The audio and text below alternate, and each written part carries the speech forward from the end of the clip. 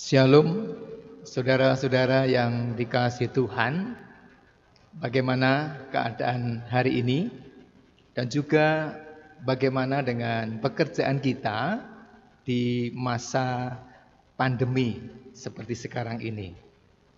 Tentu kita berharap bahwa kita tetap dan masih bisa melakukan pekerjaan kita masing-masing. Saudara-saudara yang dikasihi Tuhan, sapaan rohani pada hari ini kita akan merasakan sebagian dari firman Tuhan yang akan kita baca dari kitab Kejadian pasalnya yang kedua ayat 8 sampai 20. Namun sebagai ayat nas akan saya bacakan dari Kejadian pasal 2 ayatnya yang ke-15. Demikian firman Tuhan untuk kita bersama. Tuhan Allah mengambil manusia itu dan menempatkannya dalam Taman Eden untuk mengusahakan dan memelihara taman itu. Demikian saudara-saudara pembacaan firman Tuhan kita pada hari ini. Kita akan kupas ayat nas yang kita baca tadi di dalam sapaan rohani pada hari ini. Namun sebelumnya kita akan bersama-sama mohon berkat Tuhan supaya kita bisa memahami apa yang Tuhan kehendaki melalui firman Tuhan hari ini. Mari bersama-sama kita berdoa.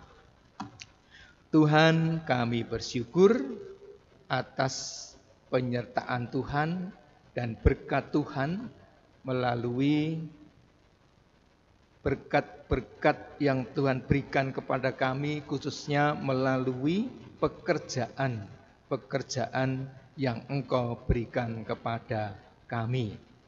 Pada hari ini kami akan merasakan firman-Mu, Engkau buka hati kami dan layakkan kami untuk dapat melaksanakan di dalam hidup kami hari lepas hari.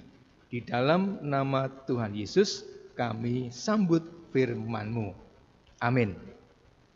Saudara-saudara, dari ayat nas yang kita baca tadi akan kita bawa ke dalam sebuah judul, yaitu kerja sebagai berkat. Saya ulangi ya, saudara-saudara, kerja sebagai berkat. Saudara-saudara yang dikasihi Tuhan, ketika orang membutuhkan pekerjaan sehingga mereka melamar ke sana kemari. Namun setelah mendapatkan pekerjaan, banyak orang merasa frustasi dengan pekerjaan yang dia terima. Mereka terpaksa bekerja demi mempertahankan penghasilan saja.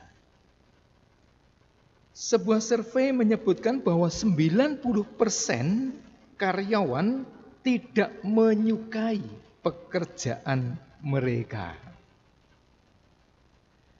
Tentu saja ini berdampak pada produktivitas mereka atau hasil kerja mereka. Sehingga dalam survei lainnya sebanyak 50% karyawan tidak merasa puas dengan hasil kerja mereka. Sebagian orang memandang bahwa kerja itu sebagai beban. Banyak yang mengeluh. Bahkan ada juga yang menganggapnya bahwa pekerjaan itu sebagai kutukan atau hukuman Tuhan.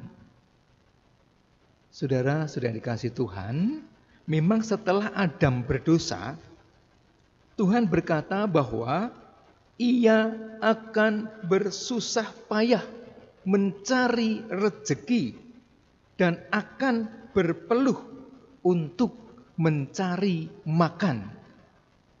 Sebagaimana tertulis dalam kitab Kejadian pasal 3 ayat 17 dan 19.